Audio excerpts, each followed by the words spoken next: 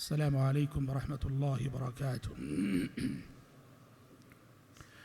इन्नल हम्दलिल्लाह नहमदुहु व नस्तईनुहु व नस्तगफिरुह व नऊज़ु बिल्लाहि मिन शुरूरि अनफुसिना व मिन सय्यिआति अमालिना मन यहदिहिल्लाहु फला मुदिल्ल लहु व मन युद्लिल फला हादिय लहु व अशहदु अन ला इलाहा इल्लल्लाहु वहदहु ला शरीका लहु व अशहदु अन्न मुहम्मदन अब्दुहु व रसूलुहु अम्मा बअदु फ़इन्न खैरल हदीस किताबुल्लाह व खैरल हदी हदी मुहम्मदिन सल्लल्लाहु अलैहि वसल्लम व शर्रल उमूरि मुहदसातुहा व कुल्ल मुहदसतिन बिदअह व कुल्ल बिदअतिन ज़लालह व कुल्ल ज़लालतिन फिन्नार।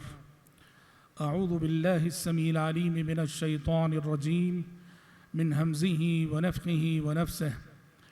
الذين يتبعون الرسول النبي الأمي الذي يجدونه مكتوبا عندهم في التوراة والإنجيل يأمرهم بالمعروف وينهاهم عن المنكر ويحل لهم الطيبات ويحرم عليهم الخبائث ويضع عنهم إصرهم والأغلال التي كانت عليهم। स्टेज पर मौजूद तमाम ही मुअज़्ज़ज़ उलमा, निदाए कुरान व हदीस कॉन्फ्रेंस के मोहतरम शुरका, ज़िम्मेदारान जमात और जमीयत, आज की इस कॉन्फ्रेंस में मुझे आपके सामने गुफ्तगू और ख़िताब करने के लिए मुंतज़िमीन इजलास ने एक ऐसा मौजू दिया है जो वक्त का एक सुलगता हुआ मौजू है, वक्त का जिसे बर्निंग टॉपिक कहते हैं। मेरा मौजू अभी आपने सुना कि मुझे नशे की लानत के सिलसिले में गुफ्तगू करनी है कि ड्रग्स और नशे की लानत हमारे समाज, हमारे मुआशरे और हमारे वजूद को कैसे खोखला कर रही है और समाज किस तरह से इस लानत की ज़द पे आ चुका है। इस हवाले से मुझे आपके सामने गुफ्तगू करनी है। मैंने सूरतुल आराफ की एक आयत पढ़ी जिसमें अल्लाह तबारक व तआला ने नबी करीम सल्लल्लाहु अलैहि वसल्लम की कुछ सिफ़ात का तज़किरा फरमाया कि प्यारे नबी सल्लल्लाहु अलैहि वसल्लम दुनिया में आए किस लिए हैं, आपका मकसद और आपका मिशन क्या है। तो अल्लाह ने कहा यअमुरुहुम बिल मारूफ़ व यनहाहुम अनिल मुनकर, कि प्यारे नबी इंसानों को भलाई का हुक्म देते हैं, बुराई से रोकते हैं।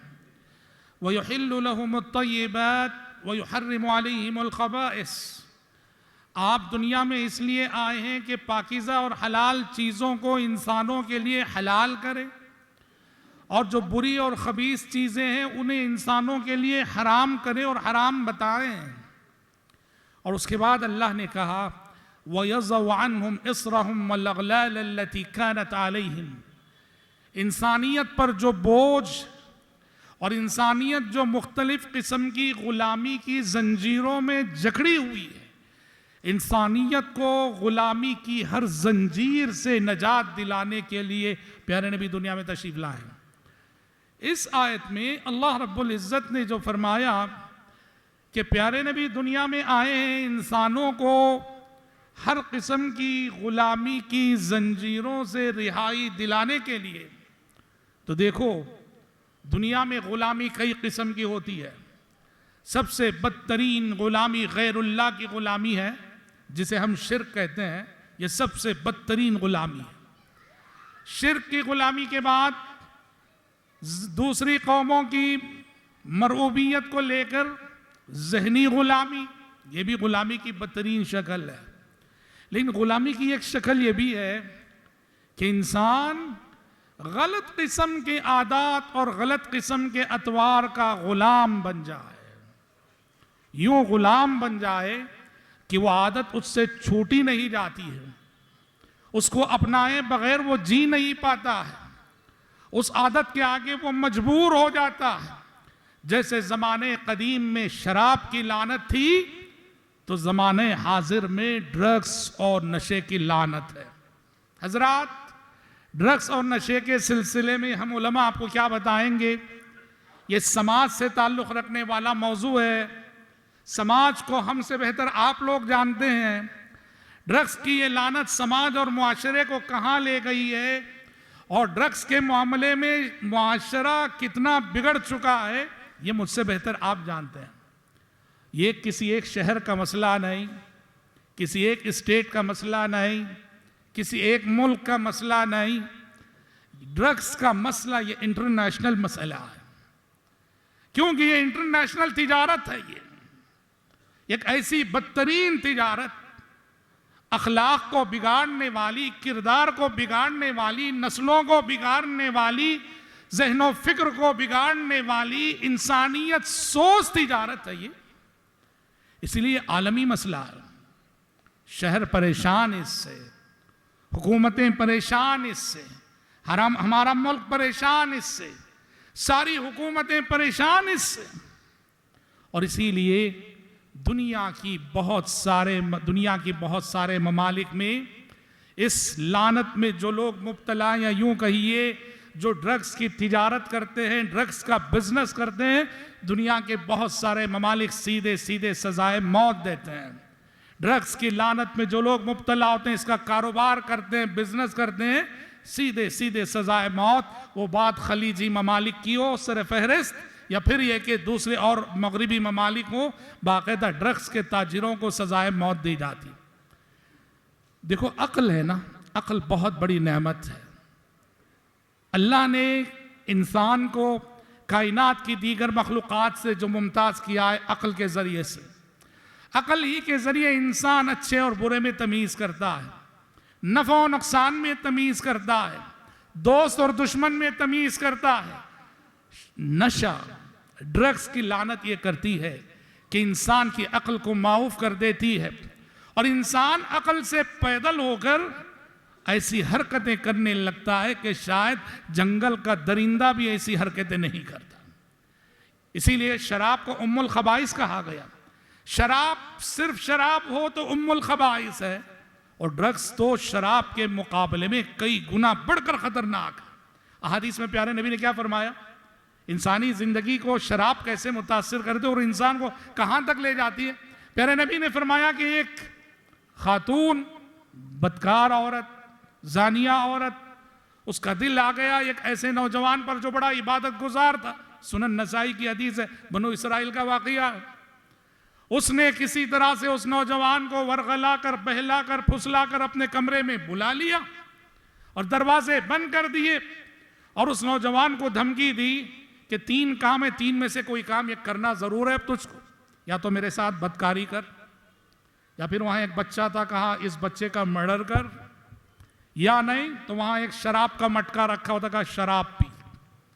कहा कि इन 3 कामों में से कोई काम तुझे करना ही है, और अगर तू कहता है कि कोई काम नहीं करेगा, अभी चिल्लाऊंगी मैं और लोगों से कहूंगी कि तू मेरी इज्जत पे डाका डालने के लिए आया था, चिल्लाऊंगी, तुझे बदनाम कर दूंगी। परेशान हो गया, देखा कि 3 बुराइयां उसके सामने है, नौजुबिल्लाह, एक जिना, एक कत्ल, एक शराब। वो कह रही है कि किसी एक न एक को करना है, तभी मैं तुम्हारा पीछा छोड़ूंगी।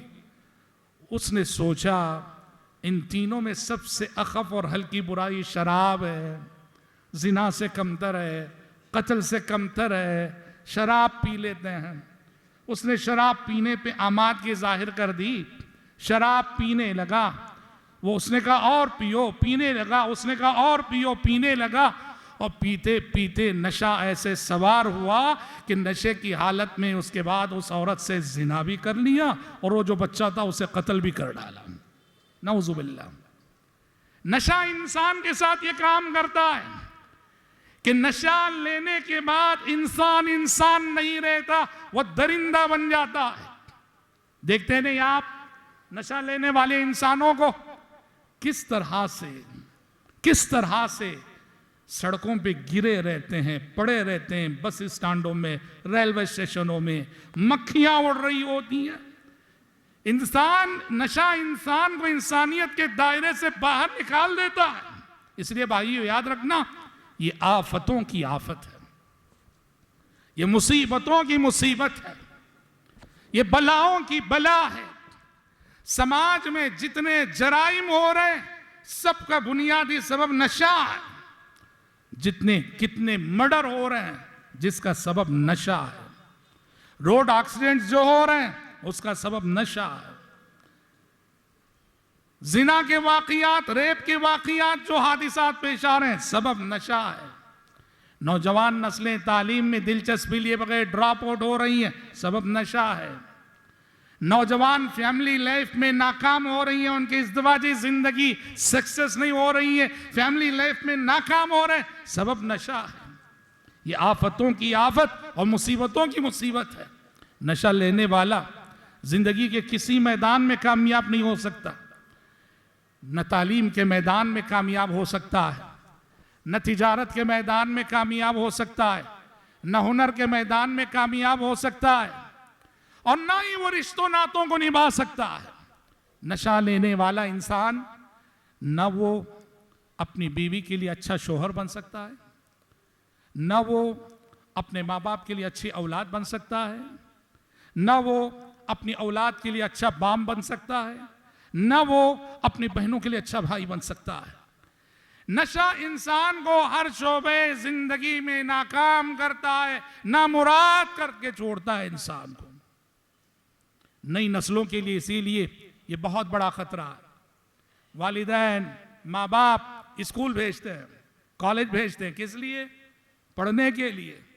मगर क्या करें कि ये तालीमी मराकिज जहां हम अपने बच्चों को भेजते हैं कि वो पढ़ें, संवर कर आए, निखर कर आए, उन्हीं तालीमी मराकिज में जाकर हमारी नई नस्लें बिगड़ के आ रही हैं। नशा कहाँ बिकता है मालूम कीजिएगा? सोसाइटी में, समाज में, सिटीज में, शहरों में नशा जहां ज्यादा मिलता है उसमें सरफहरिस्त तालीमी मराकिज हैं, स्कूल्स हैं, कॉलेजेस के कैंपस हैं, यहां नशा सबसे ज्यादा बिका करता है।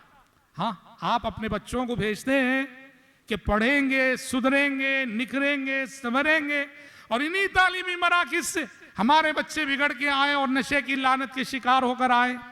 सोचो तो कितना बड़ा अलमिया है और कितनी बड़ी मुसीबत है ये। ग्राउंड रियलिटी क्या है जानते हैं?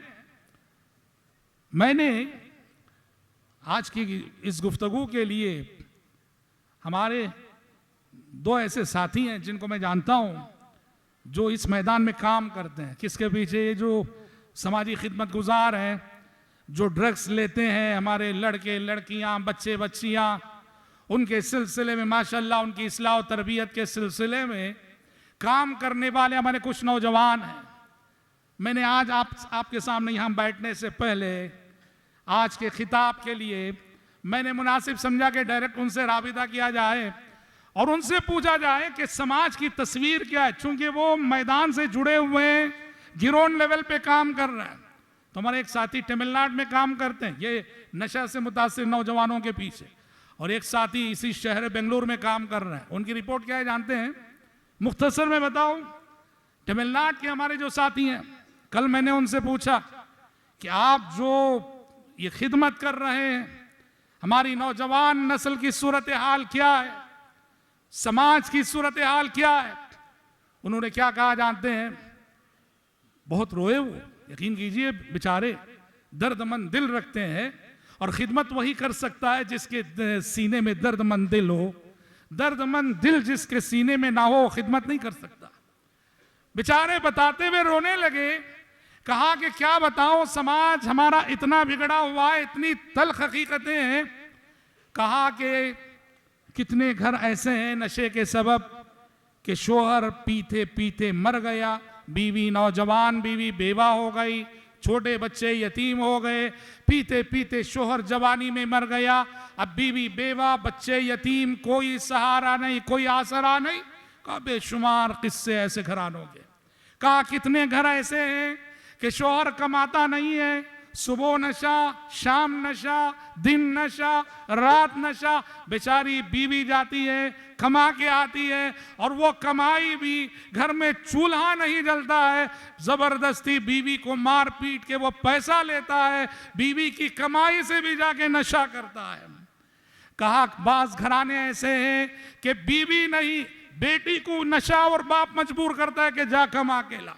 बेटी जाती है नशा करने वाले बाप के लिए, बेटी कमा रही है, और बेटी जब कमाने जाती है तो इस रास्ते में कहीं कहीं उसकी आबरू और इज्जत भी लुटती है, और इस बाप को कोई एहसास तक, शूर तक नहीं।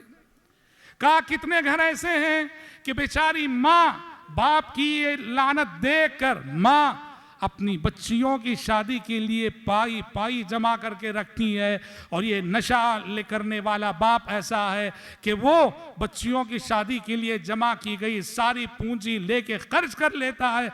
बच्चियां 40 साल की उम्र की हो गई हैं, अब उनकी शादी नहीं हो रही है।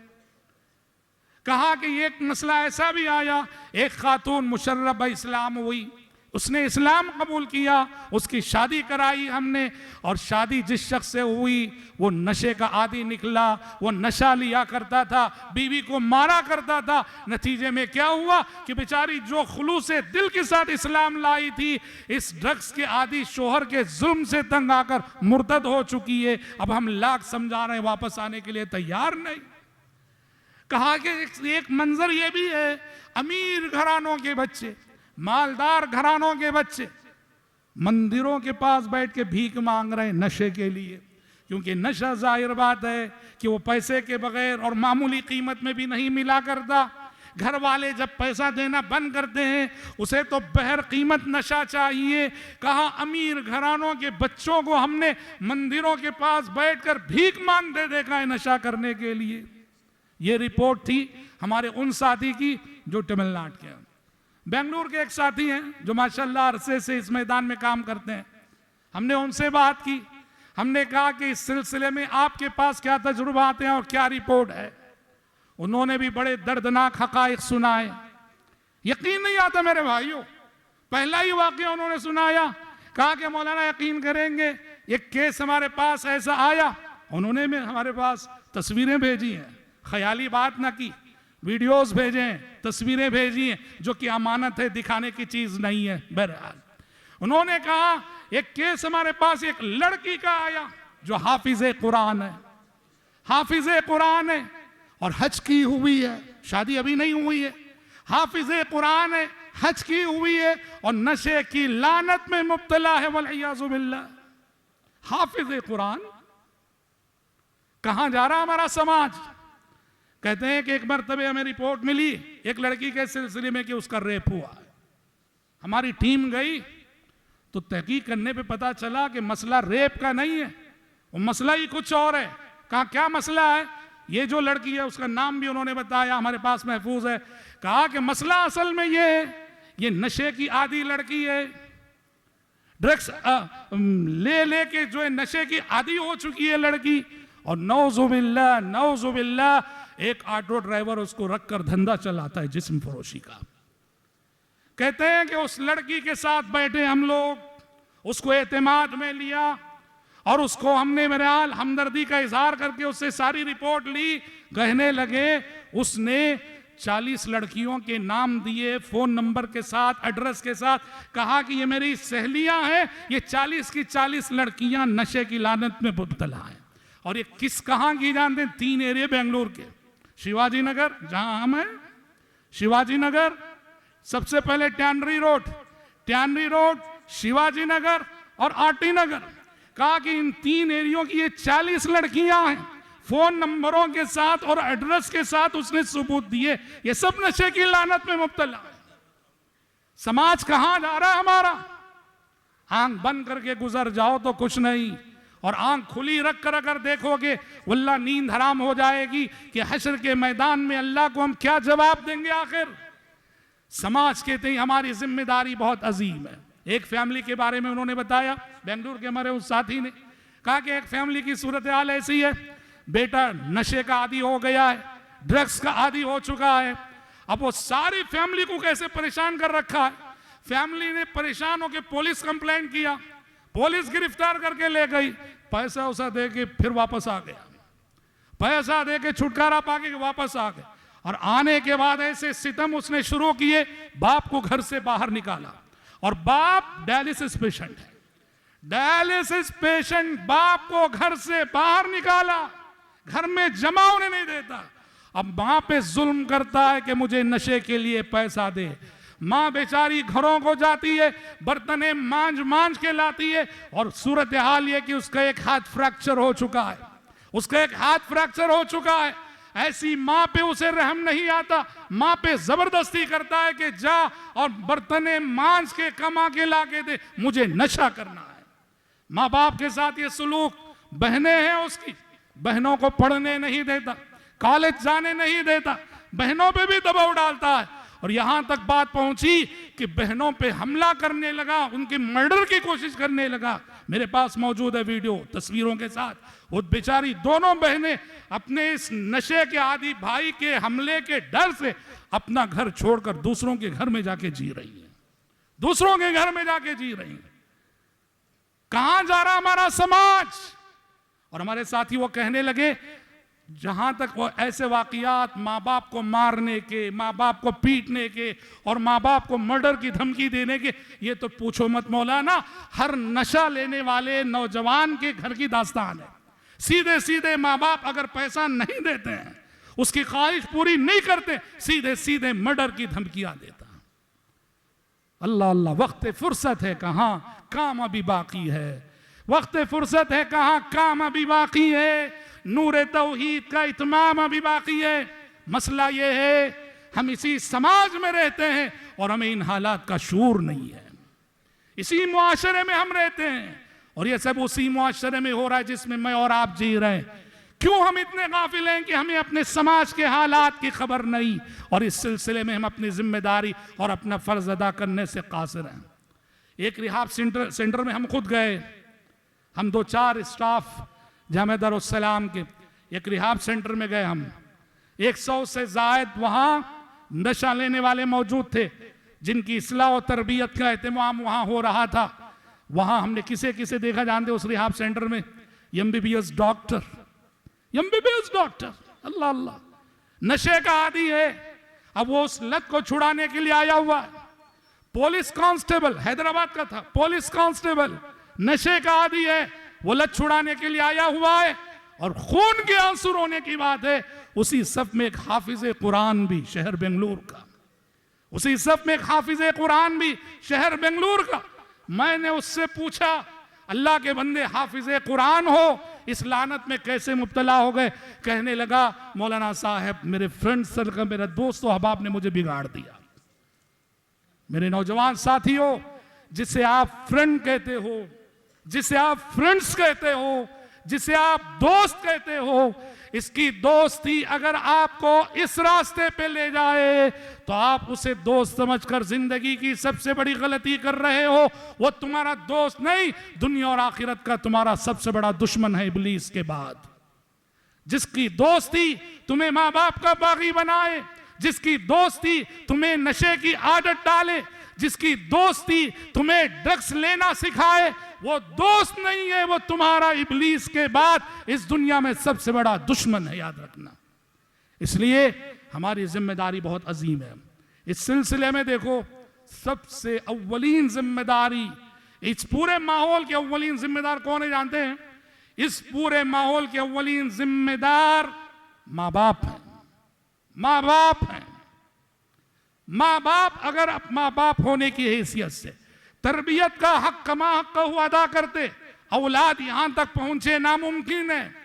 ये माँ बाप का बेजा लाड़, माँ बाप का बेबेजा प्यार, माँ बाप की अंधी मोहब्बत, ये यही चीज है जो औलाद को बिगाड़ती है। जब तुम्हारा बच्चा बीड़ी पीना सीखता है, उसी वक्त उसकी गिरफ्त करो।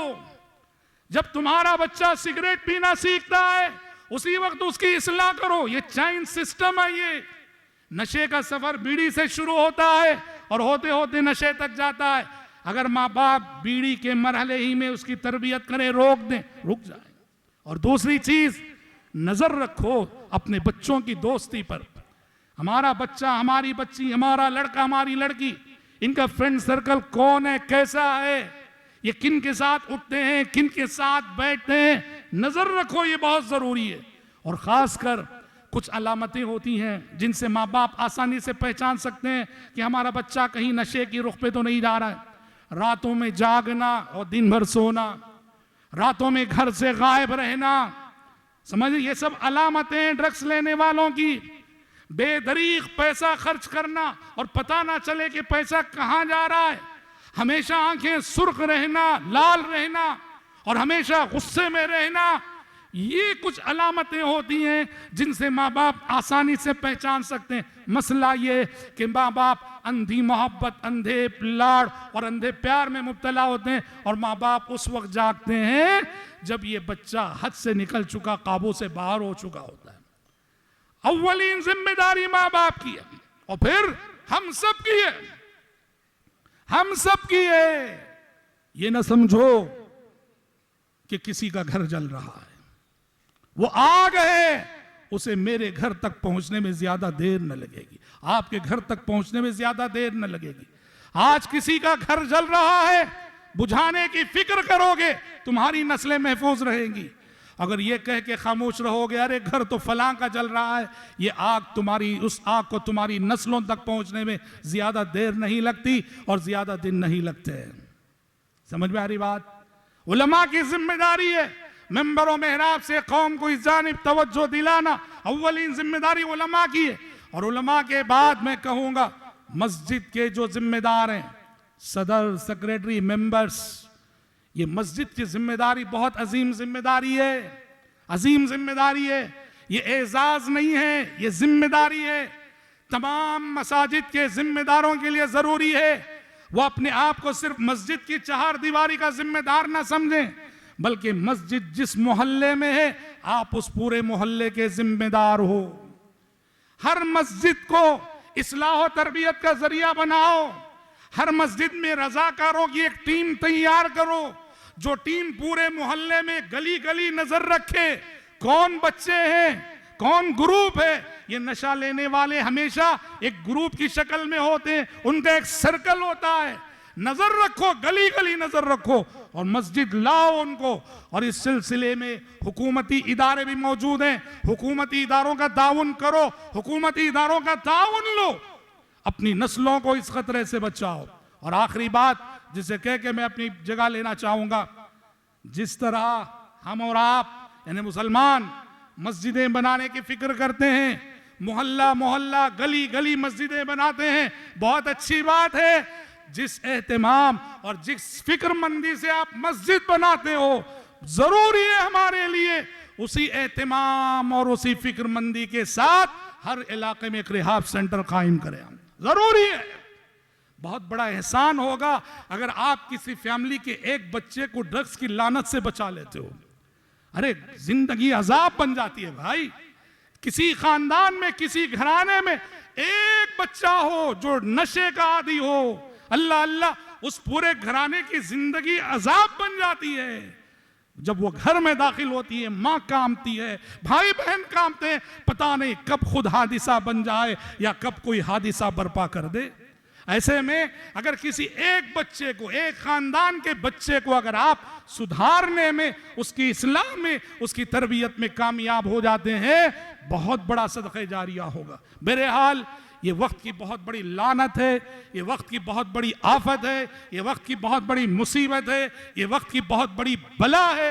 रब्बुल इज़्ज़त से दुआ है कि रब्बुल इज़्ज़त हम सबको, आप सबको, हमारे बच्चों को, हमारी आने वाली नस्लों को अल्लाह इस लानत से महफूज रखे। अल्लाह रब्बुल इज़्ज़त नशे के इस बला और वबा के सिलसिले में हम सब की जो जिम्मेदारी हम पे आयद होती है, उस जिम्मेदारी को समझकर अपना फ़र्ज़ निभाने की तौफीक नसीब फरमाए। अल्लाहुम्मा आमीन व सल्लल्लाहु वसल्लम अला खैरि खल्क़िही मुहम्मद व आलिहि व सहबिही अजमाईन।